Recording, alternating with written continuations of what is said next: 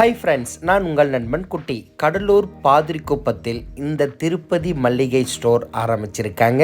இங்கே அனைத்து வகையான மல்லிகை பொருட்கள் கிடைக்கிது. நான் சீரக சம்பா அரிசி கிடைக்குமா அண்ணான்னு கேட்டேன். இருக்குப்பான்னு சொல்லி இந்தியா கேட் பிராண்டில் சீரக சம்பா அரிசி கொடுத்தாரு. சூப்பராக இருந்துச்சு. 3 கிலோ சீரக சம்பா, 2.5 கிலோ ஆட்டுக்கறி போட்டு ஒரே தம் பிரியாணி, சூப்பரான பிரியாணி. தெளிவான விளக்கம் காமிக்க போகிறேன். வீடியோவை முழுவதும் பாருங்கள். இந்த கடலூர் பாதிரிக்குப்பத்தில் பக்கத்தில் யாராவது இருந்தீங்கன்னா இந்த கடையில் போய் வாங்குங்க. அனைத்தும் ஹோல்சேல் ரேட்டில் தராங்க. மட்டன் பிரியாணிக்கு முக்கியம் நாட்டு வெங்காயம் எடுத்தாச்சு, பட்டகிராம் ஏலக்காய் மசாலா அரைச்சி வச்சாச்சு. அதுக்கு தேவையான அனைத்தும் நான் ரெடி பண்ணிட்டு தான் பிரியாணியை எப்போவுமே செய்வேன். ஒரு 100 கிராம் அளவுக்கு பச்சை மிளகா நல்லா ஃப்ரெஷ்ஷாக சேர்க்கும் போது அதுலேயும் நமக்கு கொஞ்சம் ஃப்ளேவர் கிடைக்கும், காரம் நல்லாயிருக்கும். வெங்காயம் 3 கிலோ சீரக சம்பா அரிசிக்கு 1 கிலோ பல்லாரி வெங்காயம் எடுத்திருக்கேன். 300 கிராம் அளவுக்கு நாட்டு வெங்காயம் எடுத்திருக்கேன். அந்த வெங்காயத்தை அரைக்காமல் அப்படி வெட்டி வச்சுருக்கேன். பாருங்கள், இந்த மாதிரி வெட்டி பல்லாரி வெங்காயத்து கூட வதக்கும் போது நமக்கு நல்லா வதங்கியும் கிடைக்கும், சுவையும் கிடைக்கும். அரைச்சும் சேர்த்துக்கலாம், ஆனால் அரைச்சி தக்காளி சேர்க்கும் போது சேர்த்துக்குங்க. இப்போது புதினா மல்லித்தழையை நல்லா வெட்டி அலசி எடுத்து வச்சுருக்கேன். எந்த அளவுக்கு ஃப்ரெஷ்ஷாக சேர்க்குறோமோ அந்த அளவுக்கு ஃப்ளேவர் கிடைக்கும்.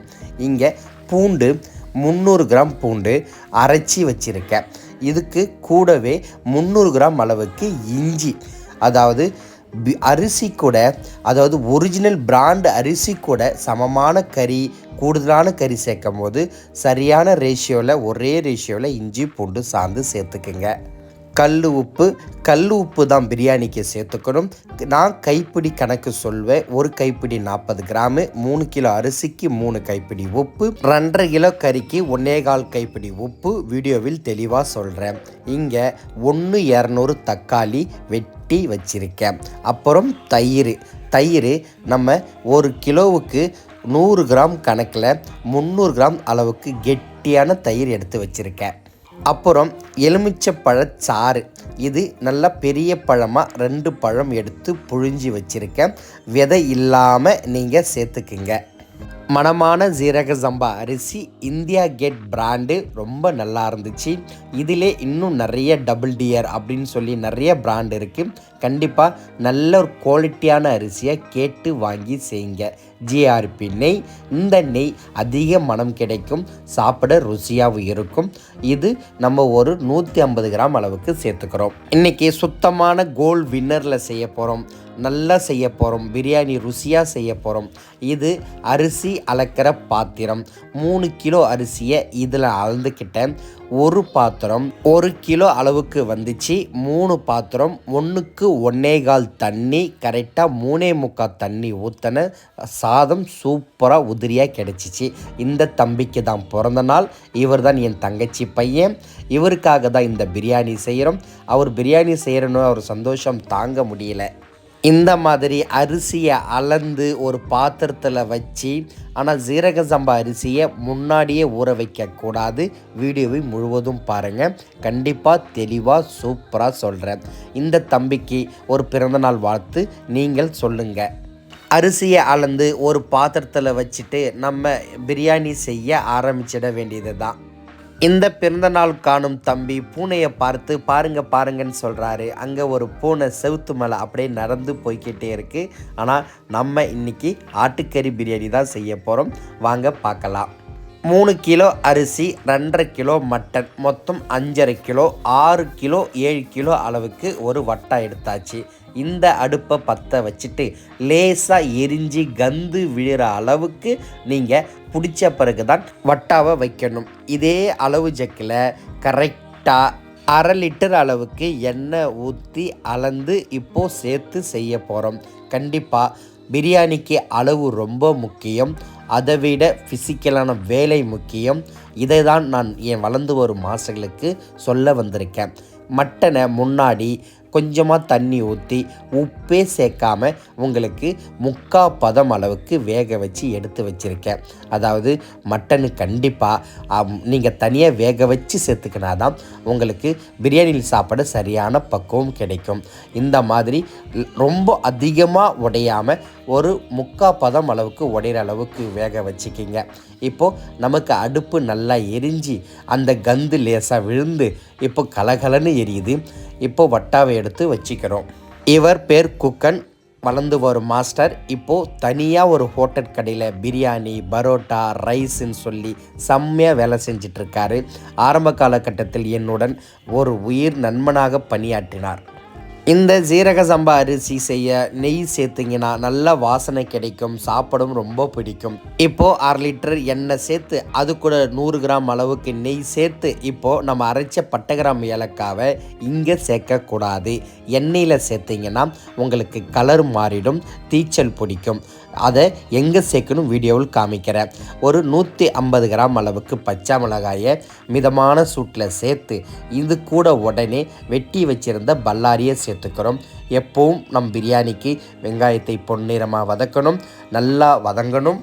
அப்போதான் பிரியாணி நமக்கு நல்ல ஒரு சுவை கிடைக்கும்.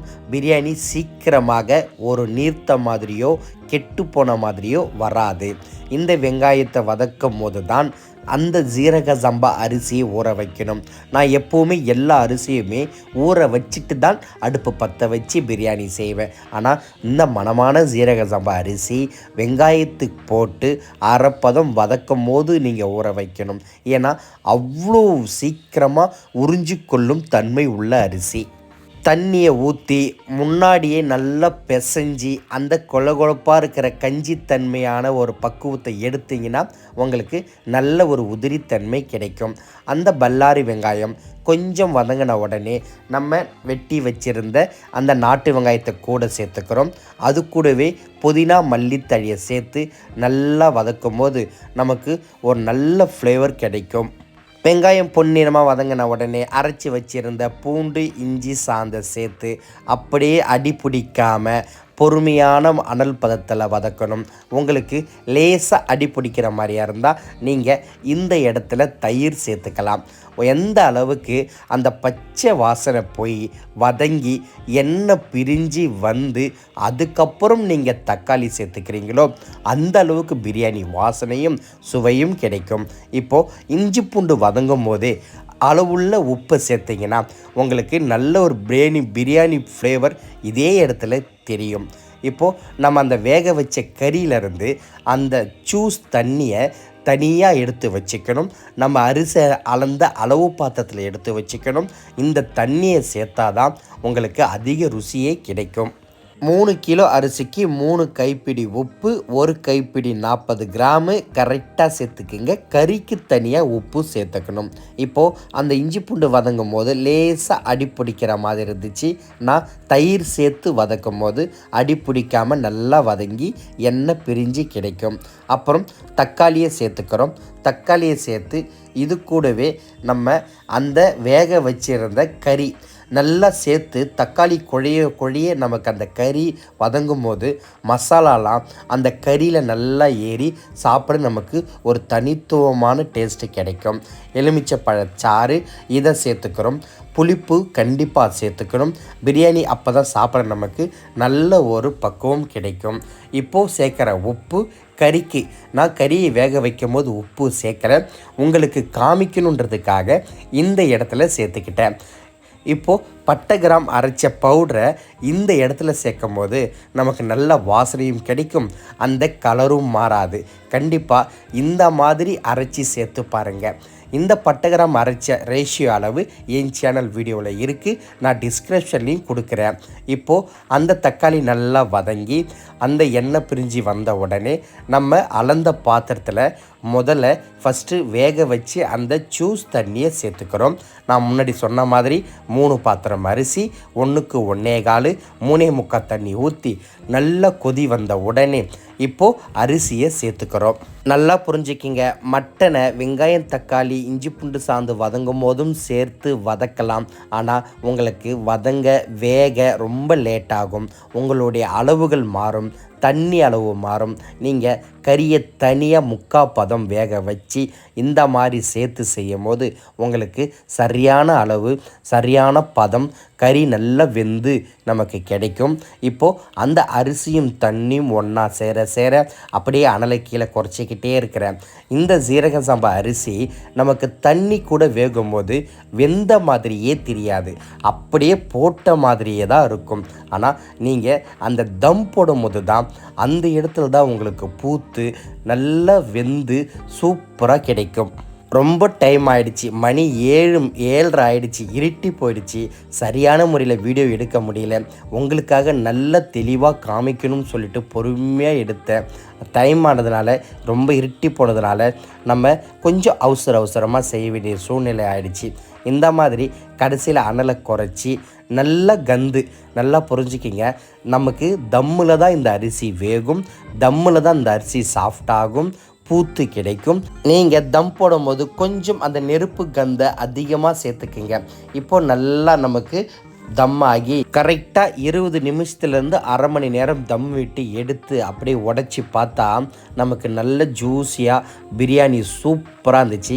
எப்பவுமே சீரக சம்பா அரிசி நமக்கு ஆறின பிறகு தான் பொழப்பொழப்பு உதிரித்தன்மை அதிகமாக கிடைக்கும். அடுத்த வீடியோ புழுங்கல் அரிசியில் வடி பிரியாணி உதிரியாக சூப்பராக நான் உங்களுக்காக செஞ்சுருக்கேன். இந்த வீடியோ விரைவில் வருது. அப்படியே சுட அந்த கறி எடுத்து உடைக்க அப்படியே கை சுடுது. இந்த மாதிரி நல்ல ஒரு கறியை வேக்காடு கொடுத்து உடைஞ்சாதான் அந்த சாரம் பிரியாணியில் இறங்கி அதிக சுவை கிடைக்கும். என் வீடியோ பிடிச்சிருந்தால் லைக் பண்ணுங்கள், ஷேர் பண்ணுங்கள், கமெண்ட் பண்ணுங்கள், கண்டிப்பாக சப்ஸ்கிரைப் பண்ணுங்கள். எப்போவும் நான் உங்கள்கிட்ட கெஞ்சி கேட்குறேன், உங்களை தாழ்மையாக கேட்குறேன். என் வீடியோ பிடிச்சிருந்தா கேட்குறேன், ஷேர் பண்ணுங்கள். அதுதான் நீங்கள் எனக்கு செய்கிற மிகப்பெரிய ஒரு நன்றி. என் வீடியோவை தொடர்ந்து பார்க்கும் நண்பர்களுக்கு நன்றி.